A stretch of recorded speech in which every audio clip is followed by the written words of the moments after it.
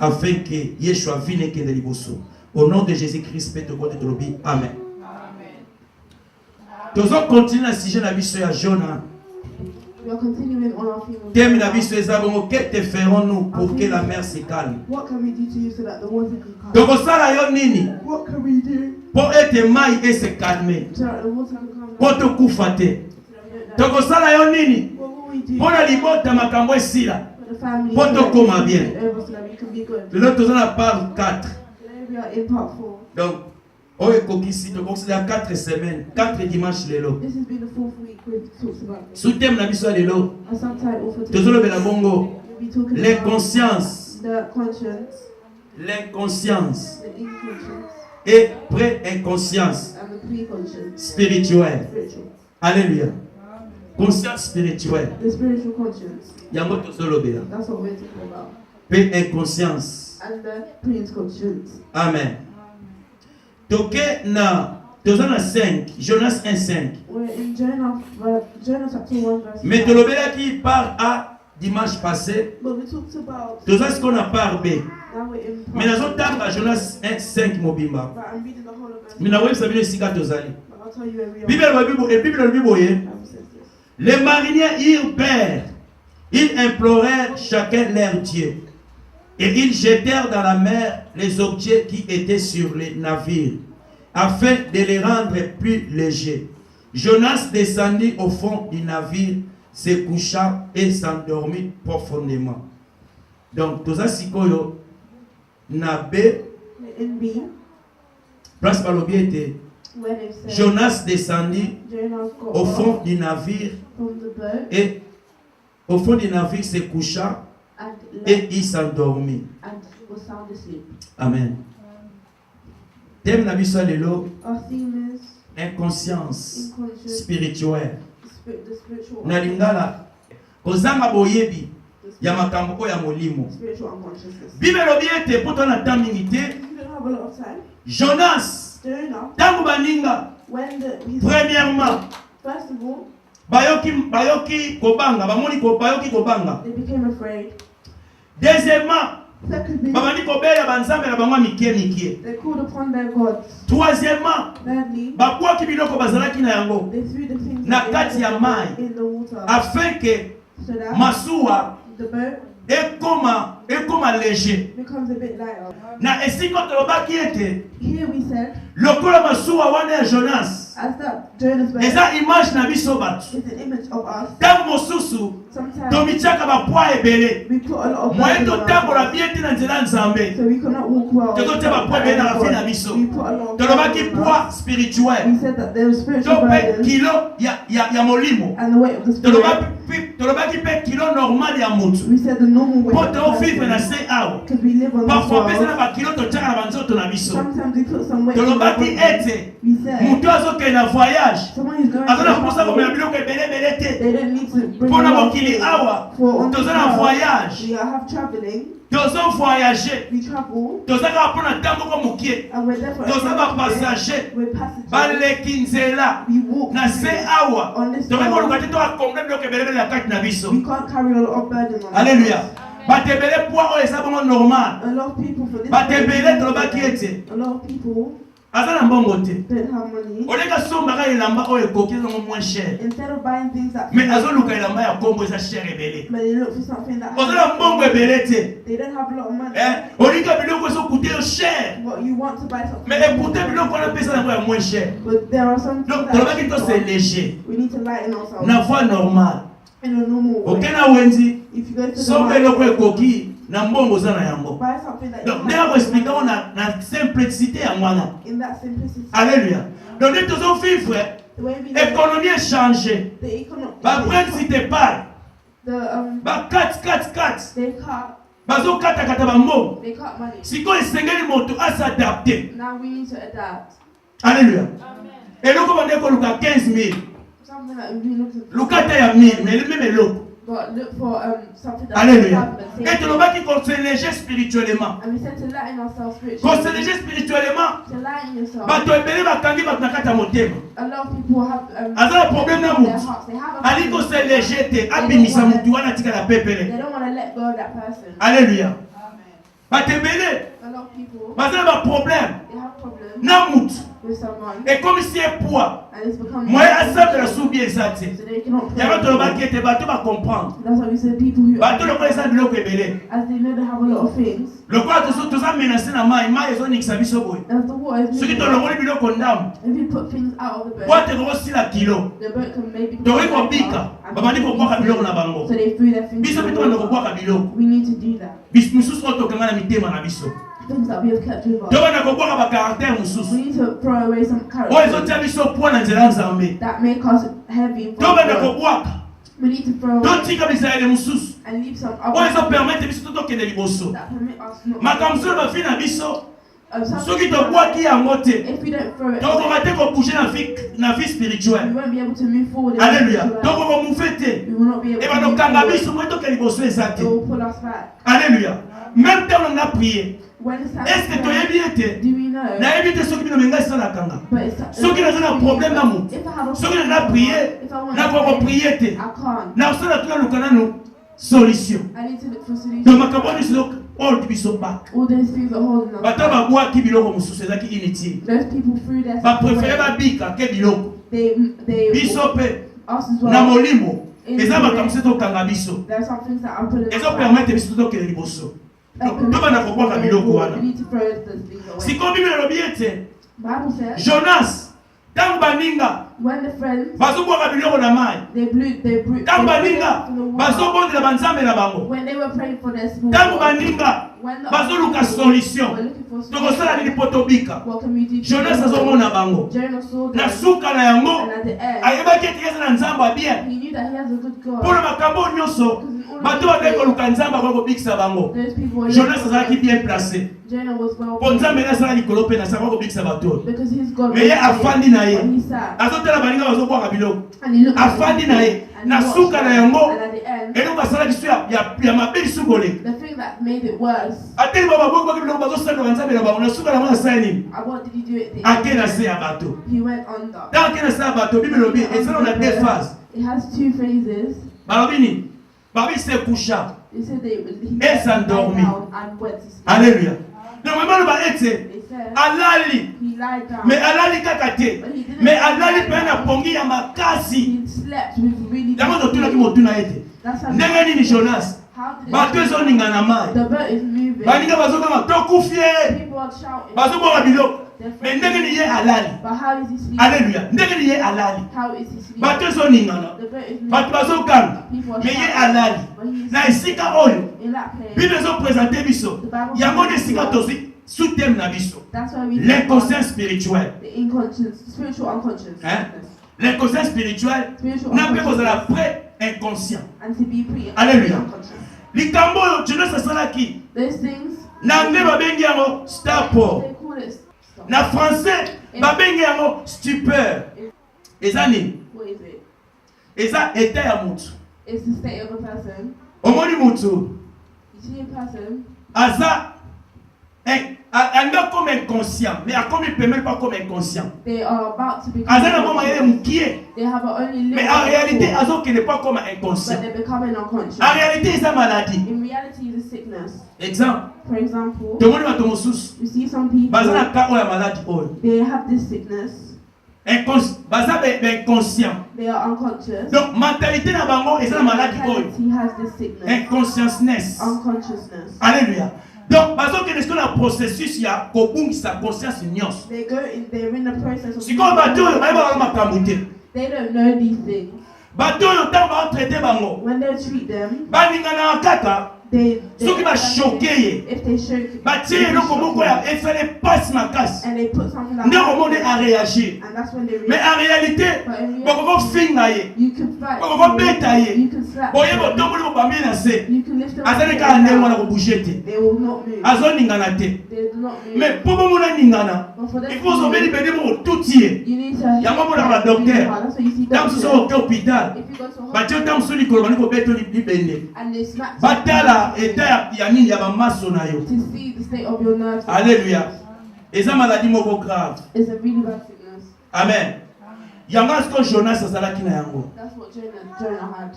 Tant Jonas alali, When Jonah went bato bazoluka solution. people were looking for the solution. Typiquement parlant, Typically, eza image ya inconscience spirituelle. it's an image of spiritual Mutu azokende a unconsciousness. lose conscience nyonso. Someone who was going to lose all of their État conscience. oyo And in that ezalaka na time, bato normal. it's for normal people. État oyo ezalaka mpe na bachrétien. It's for Christians. Bato baza For spirituel. people who are spiritual. État oyo stupeur eza mpe na kati ya spiritualité. It's inside the spirituality. Yango tomoni epa Jonas. That's what we see from Jonah. Bato bazoganga, People were bazolela shouting. babika. People wanted Liwa to ezoya. death is Jonas coming. alali. Jonah went Jonas to death. ezotouche ate na eloko moko te. He did not touch upon anything. Jonas alali. Jonah went to death Aprofondi na kati ya pongi. and slept in a deep Oleka sleep. luka solution. Instead of him looking for a Ye a solution, préféré alala. he preferred to sleep. Oleka participer na baninga. Instead of participating Mpona in this kosassocie. to Mpona associate, koluka tokobika ndenge nini. how are you going to Ye feel? alali pongi. He slept. Bible elobi The ete Bible says, bato wana those people, babandeki koganga banzambe na bango. they will shout Jonas unto their ayebaki God. Jonah nzambe knew na ye akoki kobikisa bango. that his God could heal Me him, alali pongi. but he slept. Amen, amen, amen.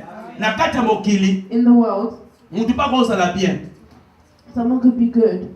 Aza na ye no mutu normal. They're normal. Toloba na eta oyo eza normal sikoyo. We say them in the Mutu normal. akozala bien. Someone could be good, Mais ere moko but one akokotia biloko na kati na ye. they could put something inside of them, Ekomi si ye inconscient. makes them unconscious. Alléluia. Mutu aza normal. Someone who is in a normal Mais state, akokotia biloko na nzoto na but ye. they could put something in your mouth. Akokomela bimelamela. They could drink something. Akokotia milinga na kati na ye. They could put something Ekomi si them inconscience. and makes them unconscious. Alléluia. Moto oyo so akameli ameli. If someone is drunk Ase a lot saoulé. and they Akokoma will inconscient. become unconscious. If they Alléluia. drink a lot. Yango moni mutu akuti okobeta ye. That's why you see if someone is drunk, Ntango sa otele baoseka. they will laugh at you and look at Pourquoi po you aza inconscient? because they're unconscious. Dernièrement natalaki na Facebook. I looked on Facebook. Namoni mutu moko akufa ye na kwiti na sa kwiti. I saw someone that died because they were drunk. Amen. D'habitude alango bana ya koti na ndaku na ye. They get drunk. Aza na most of the habitude time akopelisa when they're bougie. They are used to putting Bapekisa ye on bougie fire. akopelisa bougie te ayokaka te. They don't listen. Me mokolo wana Listen, ayeboye that bakuti na butu balamuki na deze ndaku moto mwe basauve eza te. They couldn't have saved him because his house was on fire. Inconscience. Alléluia. Na vie normale, In normal life, moto azolinga atia biloko ezokomisa akoma inconscient akosala badege ebele. they will do a lot of things. Alléluia. Badega ebele kosalama. They will do a lot of things will happen. Siko spirituellement, Spiritually, moto mpa kozala chrétien. for someone to be a Christian, Mais akoki kotia biloko. but they could also Moi, comme ça, inconscient spirituellement. spiritually unconscious. Soki otali na explication ya stupeur, And if you look in the explanation of baza batu oyo, there are people, donc mind na bango ezalaka black out. their mind is blank. Baza lokola bato bana koma. They're like people who are in the current. Siko mingi na bango, A lot of the time, ntango baotraite bango, when they treat people, balingisaka na misu na bango, they move their eyes. soki batie eloko, baolanda eloko. Softly, they follow Nde na it. tie nini mobile na nga boye. If I put my phone, So batie eloko moko liboso na ye boye, if they put something in front misu of them, ezolanda mouvement ya eloko the wana. eye will move Misu ezobouge. and it will move. Mais ye utaza inconscient. But they are unconscious. Bareagiraka. They move, they work. Bakoreagir kaka soki otie bango shock ya makasi. They will only react if you C'est put them ainsi in que shock. bakretien mingi mpe That's a lot of Christians. bareagiraka soki shock ezali. They only react if there's a shock. En réalité, esprit na bango eza na kati ya inconscience. Their spirit is unconscious. Mais soki batie bango shock moko, But if there's a shock, nde oyo bareagir. that's when they react. Eza bakretien oyo There are some Christians, bazalaka they are, mpo aningana to mpe bato bazalaka soki bafaki aningana before them, mpo asambela before them praying, mpo asenga priere before asking mpo for aluka God, nzambe before looking for God, esengeli esila komoka shock makasi epe ebeta be ye a shock. esengeli mpasi moko ya makasi There needs to be a big makambo moko bien te ya something that afin que areagir to let them to aluka nzambe. to look for God. Alléluia. Donc aza na état inconscience They're in a state of unconsciousness. avant aluka nzambe Before looking for God, avant bana kosambela before praying, eloko moko mabe ye na kati ya vi na ye. something bad needs to come. Toza na bato ya boye ebele There are a lot of na people like kati ya this monde tozosambela. in the world that we're in. Alléluia. Je crois po oyebi moko to mibale. You may know one or two. Ye mikolo soki aza bien aza na mbongo na ye nzambe If they atali ye didn't, te. they have their money, God doesn't matter to them. Mais soki mikolo wana bapasi ye But if pain comes, aye koluka nzambe. that's when they look for Ntango God. akobonga akimi lisusu nzambe. When they fix up again, they'll Eza go moto aza to inconscient wrong ways. That's spirituellement. is unconscious. Amen, amen, amen. Biso oyo tozosambela As you are praying, inconscient eza mpona biso te. in the state of being unconscious, Po ete Jonas because Jonah, soki ayebaka, if Jonah knew, soki azalaka na motema, if Jonah had the azalaka heart conscient to be conscious na baacte nde azosala, in the acts that he azala did, conscient to be conscious, ete ngai nde Jonas I, Jonah, namemeli bato libabe, I have brought a namemeli curse. bato liwa. I have brought Soki a azalaka curse. na conscience wana, If he had that conscience, alingaka bikisa mpe bango he would have saved them. po ete azalaki na nzambe na kati na ye. Because he has God inside of Bien him. aimé le Seigneur, Beloved in the Lord, inconscience spirituelle spiritual eza mabe unconscious mpona bana nzambe. is not good for children of God. Alléluia. Inconscience spirituelle eza mabe mpona bana nzambe. Spiritual unconsciousness is bad for children of God. Spirituellement maladie oyo ezali stupeur. Spiritually, this Komo mosusu mpe kobima bongo stupid. it could also become another word for this. Alléluia. Donc kozala stupid eza kaka moto oyo makambo moko ezoyela azokipe na ye te. It's something that is coming to them and they don't even Amen. realize. Sikoyo soki totali na niveau bapayen, If we look in the state of pagans, bapayen ebele a lot of pagans, baza na maladi oyo, they have this sickness. baza insensible. They're not sensible. Ntango moto aza inconscient, When they're unconscious, aza insensible they're not à l'appel de Dieu. to the call of God. Alléluia. Bato ebele baza na inconscience spirituelle, A lot of bapayen people are spiritually unconscious. baza insensible. They are not Ntango sensible nzambe azobenga bango. when God calls them. Alléluia. Insensible. They are not sensible.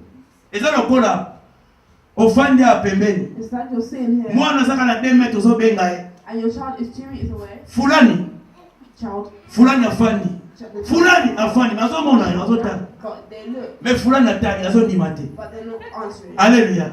Azondima te. They're not Aza answering. insensible na bakri na yo. They are not sensitive. They're not Bato sensitive. ebele na monde baza bongo. A lot of people in this world, Bazomona ete situation na yango. they're saying that this situation, Esengeli akende pa nzambe. I need to go to Situation God. aza na yango. This situation, Esengeli aluka nzambe. I need to look for God. Mais afandi na ye. Where he's at. Alléluia. Wana eza mi mpona bapayen. That is for the pagans. Baza insensible. They are not sensible. Même bazoprêche bango yo banzambe. Even though they preach to them the word Baza of God, insensible. they are not sensible. Alléluia. Donc ils ont compris que baza inconscient. So I understand Spirituellement. that they're unconscious. Spiritually Mutu po unconscious. andima nzambe. For someone to be, Oyebi ntango toza na Jésus te na kati na biso. when we don't have Jesus, Ntango around toza here, bapagano. when we're pagans, Nzambe alobaka na conscience na biso. God talks to us in our conscience. Amen. Toza na Saint-Esprit te. We don't have the Holy Na Spirit, kati na biso, mais Nzambe alobaka na conscience. but God talks with the conscience. Nzambe akoconnecte conscience na liloba na ye. God will connect the conscience. C'est with ainsi the que word. moto andimi Yesu. That's when God Nzambe ateyaka conscience ya moto. God preaches to Ntango the sikoyo conscience. kondima Yesu, When you accept nde sikoyo Saint-Esprit akoti na kati na yo. that's when the Holy Spirit Azwa esika, can take the place afandi. and sit. Mais ntango sikoyo But moto Nzambe azoloba na ye, when conscience God nde speaks to someone, ezosala te. their conscience isn't working, Moyen abika eza te. they will not be able to be saved. Alléluia. Nzambe alobaka na conscience. God talks with conscience. Ntango yo oyambaki nanu Yesu te, When you didn't accept Jesus, Nzambe alobaka na conscience na yo.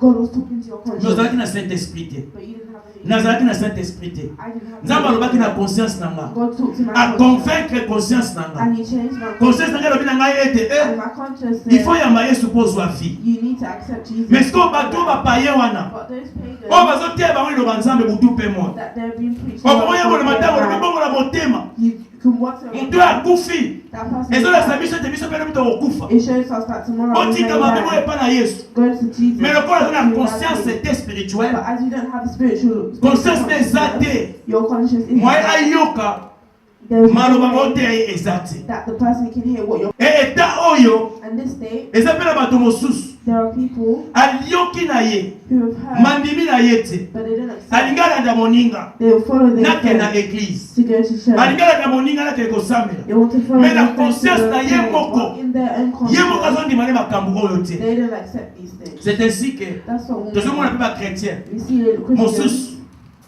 baza na conscience te. They don't have conscience, Alléluia. Mais bazoya mpe na kati église, but they come to church. bazokende mpe na kati église, But they mais come to conscience church. ane eza te. But the yango na mosusu baoprêche liloba Nzambe when people tema preach the conscience word wana of eza God, te, because that conscience isn't there, Saint-Esprit mpe aza te, the Holy Spirit moyen isn't liloba there. efana na kati ni échanger eza te. for the person to be changed by the Holy Spirit. Alléluia. C'est ainsi que tout le monde a battu. That's why we see people. They are stayed a long time in the church, but they're C'est pagans. ainsi qu'on trouve les païens dans l'église. That's why you find pagans in the Quand church. on est insensible, To be et ça unsensitive bien c'est. is not good, Pour la moto même au hasard la katamoki. especially for someone that's in the world. Amen. Si ko point mi balé mususu. The second point, O examen pour les chrétiens. that is for Et les personnes le battent pour les païens the first was qui sont insensibles à l'appel de Dieu. that are insensitive. Point mususu ezali bongo. Bato baza insensible People who are na insensitive voix ya Saint-Esprit. to the voice of the Holy Spirit. Alléluia. Et ça fait les chrétiens. There are Christians Andimi Jésus. that accept Jesus. Mais tant qu'on dit Jésus, As you've accepted et c'est la Jesus, foi ya Saint-Esprit. there's the voice of the Oyo Holy lobela Spirit kabiso. that talks to Foi them, wana dirija kabiso.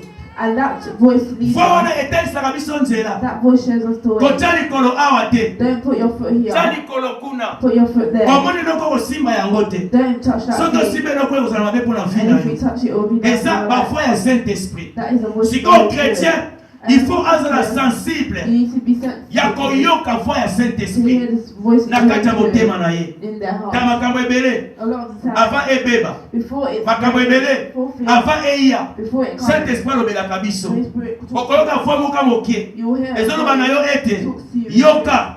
Kosala boye te. Listen, don't do Yoka this. sala boye. Do this. Omoni kende nzela boye. Go to a certain path. Mais tellement oza insensible But as you're insensitive na foi ya Saint-Esprit. to the voice of Moyen God, sikoyo oyoka osala o Saint-Esprit azotinda yo eza te. you can't hear and do Oh, what Bible God ezo recommande tells biso. you. But the Bible Toyoka tells us molimo mosantu. that we should listen to the Toza na Holy Spirit, sensible. that we should be Moto aza sensitive. sensible Someone who is na sensitive koyoka to hear bafoi ya mikie mikie small voices oyo Saint-Esprit na kati ya vi na ye. of the Holy Spirit C'est in esika their kozala lives. sensible They will become ya sensitive kokapte bandoto to, ya kozwa bandoto to take dreams ya Nzambe of bamessage ya God, Nzambe. messages of Esengelo God. bana biloko ya mikie It starts koyoka nanu foi ya slowly mokie ya to Saint-Esprit hear the small voice of the ntango Spirit ezoloba na yo when it's speaking to you, ntango ozokoexplike o makambo when it's explaining to you things, na problème moko oza na yango. and a problem you have. C'est tellement Saint-Esprit alobelaka biso. The Holy Spirit does talk to us, Mais oyo esalaka eza te toza sensible te but we're not mpona sensitive koyoka foi ya mokie makambo ya mikie to hear bapo ya mikie the small oyo Saint-Esprit alobelaka biso. that the Holy Spirit tells us. Saint-Esprit The Holy Spirit akofala na kati na yo can sit mais inside kozala of you. sensible mpona koyoka eza autre chose. For you to be sensitive, Il faut to tikela the ye. thing, you need to leave. Alléluia. Il faut tikela You ye need to leave him. soki ezo epai na yo If he's lelo alobeli yo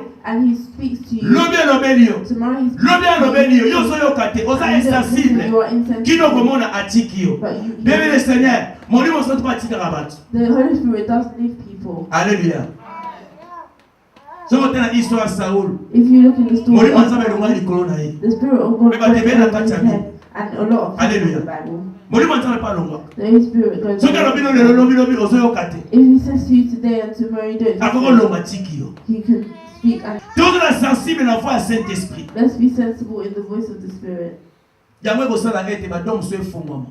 It will make gifts open for us. Soki oza sensible If you are sensitive, okofanda boye you can sit here. nzambe azolobela yo God is speaking to you. okofanda boye You can sit here otali eloko kuna and you see something. nzambe adi kolobela a travers eloko wana omoni And we want to speak to azolobela you. makambo oyo ebatama. He's saying what is hidden. Saint-Esprit aza capable asalaka yango na kati ya bato. The Holy Spirit is capable and sikoyo asenga kozala sensible. and he's saying that you need to be sensible. Est-ce oza sensible Are you sensitive Ya koyoka. to hear foi ya Saint-Esprit the voice of the Spirit? na problème nyonso kozala na yango. With every problem you may have, Saint-Esprit akoki kotika yo te soki ozotikela nzela. the Holy Spirit will not leave you if you. Bible ete apesa biso bakapasité The Bible said he's given us the oyeba capacity, omoni eloko and you see something, bato baomona eloko mosusu and they see mais another, yo azoloba na eloko mosusu. but they will see another thing. Amen. bato baomona makambo si ozomona makambo mosusu. You see something and another. Pourquoi cause la Saint-Esprit? Because you have the Holy Spirit. Pour Bible le mettre en réalité dans l'homme c'est l'esprit. Because the Bible says. So oza sensible l'esprit wana. If you don't have that, oyo aza na kati na yo that is, akofongola makambo ebele. they will open up. makambo ebele ekoma facile mpo na A tia lot na of yo. things will become easy. akopesa yo He will give badon you ebele okota na kati na a yo lot of gifts that mpo will. akotia yo confiance. He will have. akoyeba ete oyo penesa nzoto na nga You know that this. ndenge Bible elobi ete nzoto na yo ezala ndako ya molimo santu. Said that your body needs Siko help. soki molimo santu If the Holy Spirit amona ye tozotikela temps agir na kati na yo, He's giving you c'est ainsi que abanda komemela makambo mosusu, He will bring you. abanda kolakisa He bavision, will show you visions. abanda kolakisa makambo ya bato He mosusu. will show you things Pourquoi about poza yourself sensible because you're na foi na ye? sensitive to His voice. Alléluia. Mais soki oza sensible tuma kalusi ondoleko kaka boye. But things will go straight past you. Alléluia. To His voice. oyebi na science moko boye In a science, bato baza bayokaka meme masolo bafourmi the words of the okoki kolisten you can soki oza listen. sensible If you're sensitive, esprit no eza sensible your spirit is sensitive. okoki koyoka meme banyama nde bazoloba You can hear animals speak. okoki koyoka You can hear it. soki oza sensible If you're science sensitive spirituelle spiritually, eza na science moko there's science. bayokaka meme They oyoka hear fourmi aleki boye asolo na moninga mbote oke wapi an ant speaks to a person oyoki and you hear it. mais eza science ya mabe But amen it's bad. eza science ya mabe It's mais bad, bayoka but they hear it. bafourmi baza na langue na mo baloba The ants have languages that baza na they système bayokanaka They have a system that bandeke mpe ndenge moko ndenge ndeko moni ozokanga tuti bazosolola They speak. banyama basolola Animals, they speak. sikoyo oza sensible nzambe akokofaire oyoka okomprendre makambo bazoloba If you're sensitive, God can make you listen. batebele banyama bateya bango bandeke bateyi bango Birds can preach to people. alleluya bateyi bango They preach to them. balamu Balaam ana alobaki na ye and so amen tozala sensible spirituellement we need to be spiritually kondimeza sensitive. ndenge mosusu To have faith is different. mais kozala mpe sensible na makufa ya saint esprit ya ndenge mosusu And the voice of the Holy Spirit is mpo another. nzambe soki alinga communique na yo Because God, if God wants to il communicate, faut ozala with you, sensible ozala capacité ya koyoka you ye need to be sensitive and have the capacity Amen. to listen to Him. jonas Jonah, bato bazoningana people were. ye akomaki essence bo azaki na sens te He was malgré mai azaki na sens te he had no sense. eta ya bachrétien baza sensible te As two Christians Na who makambo were ya Nzambe. sensitive in the word. amen nazwaka vision moko boye I had a vision 4 ans passé 4 years ago. nasepela na serviteur wana I was happy with this servant. azalaka te He's not. aza na province moko nabosi komba province wana He doesn't live here, but lives outside. ntango nabengi ye abi nanga koma nyonso na papier nakomi nyonso natindeli ye na messenger And I sent him to. abi nanga alobi He said, serviteur servant, nasepeli eloko alobaki nanga alobi nanga il faut ozalaka sensible mingi na foi saint esprit you need to be sensitive. to abakisaki the word eloko of God. moko na kati nanga He added something into mine. alleluya yango nazalaka That's why nandegligeaka te soki nafandi if I sit down nazomona foi moko ezoloba na makambo oyo boye and a voice is saying something, tellement na mesana if I'm used to it, nakomprena ete oyo eza saint esprit I know that this is the Holy Spirit. ntango so nakoma nanga bikomakoma Sometimes I just write all the time. alleluya naokomakoma naza na bisi mona naokomakoma Even on the Bible. naotambola mona emona maneka nakokomakoma I'll walk and then I'll just. mpo nalingi na capte Because I want to capture. makambo oyo nzambe azoloba nanga nazala sensible I want to be sensitive. bien mingi mpo na bana nzambe mpo na mwana nzambe It's very good for children of God. bien mingi mpo na yo It's very good for kozala you sensible na foi to saint be esprit sensitive to the voice of God. mpo nzambe fengeli apesa bainformation Because God needs to give you. sikosola sensible te okangango ndeni And if you're not sensitive, how will you? alleluya esprit ezalaka soki oloti The spirit is if you dream okomi na ntongo ndoto eza te and the dream is not there. il faut na kotelemela yango You need to stand up. boye kozala mpe ndaba apesi yo message Because God might. sikoso na ntongo elimo siko ndeni ocomprendre And if you forget it in the morning, Alléluia. it will happen. yango kosalaka prière That's why you need to pray. ndoto nyonso to eza na sans explication bandoto apamba ya soki ndenge ya makanisi ezalaka te na vi na yo If it is not a dream of God that But you what can Lord? life, you can dream. mais soki okomi na ntongo But if in the morning omoni ndoto wana te and you don't remember sala that prière ke dream, ezala ndoto ya pamba pray that it's so. mais ndoto oyo eza message auti epa nzambe But if it's a message na from God, ntongo oyeba in yango the morning you need to know. même na kotiso olango kikoma In the middle of the Nini night, when you Lord? wake up, write what you. alleluya what you dreamed. eza très bien mpo na biso It's very good for us. tozala sensible spirituellement You need to be spiritually sensitive. tozala lokola tozo exemple ya jonas te Let's not be like Jonah. alali pongi pendant ke baninga He bazosouffrir slept as his. baoluka solution alali pongi lamuka na pongi Wake up. lamuka Wake up. amen lamuka na pongi Wake up with your sleep. From your sleep. souvent bachrétien A lot of the time, Christians, mosusu mpe ta mosusu mpe ayoki me alandi te others will hear but not follow. koyoka To hear na kosala eza différent and to do is different things. okoyoka You can hear it, mais omona okokisite. but you don't do it. Donc biloko mibale eza na kati wana. There's two things. Bamusu bayokaka te baza insensible. Don't hear it. Bamusu akone koyoka mais Some people can hear it, but they abetine don't kala. know. Mbala mipesa emelaka biso. It happens. Cet esprit yebiso mobeti The kala. Holy Spirit tells us to do something, but you don't do it. Puisque balobi Because they say oyoka Saint Esprit pour la directive na you ye. need to hear the Holy Spirit. Directive eza bongo direction. The Oyo esengeli kolanda. you need to follow. Soki Saint Esprit alobi na yo, If the Holy Spirit says to akopesa you mpe nzela direction directive esengeli osalela makambo wana. that you need to go, Nyonso afo tolanda yango tala biso you need esuki. to follow it. Our time Mais is tolobela up. point ya suka. But we will talk about the last point Na kati ya conscience. in unconsciousness. Ebele baza inconscient A lot of people are unconscious na péché. and with sin. Inconscient. Unconscious. Or, Jésus-Christ mission ayinaki biso. The mission that Jesus came about, Alliance osalaki na Jésus-Christ. the covenant that Jesus Eza alliance oyo eza a perpétuité ya libela libela. is a covenant that is forever. Sikoyo ezalaka ndenge nini? What is it like? Ntango osali masumu, If you do a il sin, faut na conscience you need to have the conscience ete nasumuki. that I've sinned Osengi pardon. and you ask for forgiveness. Makila se sokoli yo. And Ozongi love sika. God and you Donc go oza back. restauré. You restore. Ozongi sika. You become new. C'est ça, royaume de ce travail à Kabongo. That's how the kingdom Ya onde of ko God works. témoigner lobi. That's when Ba okota lola, people who will go to heaven, ba oza mata 100%. 99% okota te. if you're 99, you will Ya not bola. go of good. If you're not 99, Siko ya kamwaki. they will say, Tangwa kamwe ange alobi na o kamwe po alobi why nani is mta that? okota You will go 100%. to 100%. Ange expliquer alobi tala 100% les andenge ni. What is 100%? O sentir ete na sali mabe. You know that you've done something wrong. O sengi bolimbis. You ask for forgiveness O sokwami. and you're washed. Donc c'est ça. That's the cycle. Mais ça te kosala masumu na nko. But you can't just sin on purpose. Mais soki ozalaki inconsciemment osumuki. If you sin unconsciously, Senga bolimbis. ask for forgiveness. Mais sikoyo eloko eza ete diable akangi baconscience mingi ya bana na nzambe. Satan stops a lot of people's conscience. Soki osali no mabe If you do okontinue. something bad, you continue doing it. Olie kosenga bolimbisi. And you ask. C'est ainsi que tozokangama na piège ya diable. That's why we are stuck in the hands of the devil. Donc tozala conscient. We need to be conscious. Kopéché ndenge olingi te. Don't sin however you Mais zala conscient ke na péché na sengi bolimbisi. But know that if you do a sin that you ask for Na forgiveness continue nzela. and continue to pray, Tosabitue te let us not na kopéché. in sinning. Esengi toabandonne masumu. We need to Mais be moto aware of it. azotika na masumu nde akomi na état moko eza très grave. But for someone who stays with their sin, they become Tozala very conscient. We need to be Na maloba na conscious biso. with our words. Maloba na biso tozala conscient ntango ezobima. We need to be conscious when we're Tozala état oyo te ya stupeur. But let's not be in a state Eza of bien te stupor. mpo na bana na Nzambe. It's not good for us. Jonas. For Jonah. Po moi to continue eza te. Because we can't Muntu oyo ayaki epai na ye ntango abandaki kolala. when he was sleeping, Pilote ayaki epai na ye. the pilot came to the Aposaki Jonas deux questions. and asked him 2 questions. Question napozaki na 6.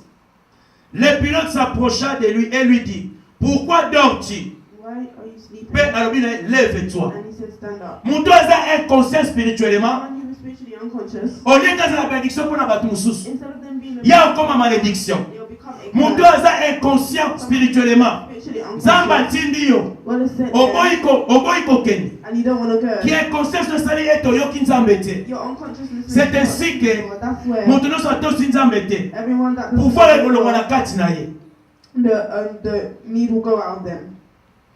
Pilote oyo ayaki pa Jonas. The sailor that came to Ya liboso atuni Jonas. the first question was, Ozolala pwani. why are you sleeping? Ya mibale lève-toi. Stand up. Eli koloba ete This means azwaki autorité sur Jonas. that he took authority Or over Jonas Jonah. nazalaki na autorité likolo na ye. Jonah had authority over Ntango him. ondimi Nzambe te, If you don't accept okoma Jesus, cible. you become Bato esengeli odomine mpona likolo na bango. people that you need to Bakoma dominate kodomine over, pa na yo. they will dominate you. Pilote oyo apesi ye mitindo abi lève-toi. The sailor said, stand up. Abi na Jonas He lève-toi. said, stand up. Or pilote akoloba na Jonas te ke lève-toi. But Jonah couldn't say Jonas that. azalaki fort puissant. Jonah was more Azalaki powerful. prophète ya Nzambe. He was a prophet of Mais the lokola Lord. abungisi kibondimi na ye. But as he lost his faith, Abungisi mpe pouvoir. he also lost Ntango his nyonso power. tu Every time okobungisa koyoka Nzambe he listening to okoma God, cible mpona balingi na yo. you will become bad for you. Est-ce que tu comprends? Do you understand? Bato esengeli opesa bango mitindo. The people that you need to Bakoma kopesa yo mitindo. they will give you Pourquoi po oyoki orders Nzambe te? because you didn't listen to Bato God. esengeli yo otinda. People who you need to Bakoma send, kotinda they yo. will send you Po obuki mibeko ya because Nzambe. you broke the law of God. Amen, amen, amen. Nzambe apambola biso, tokoki kokontinue susu te. You cannot continue.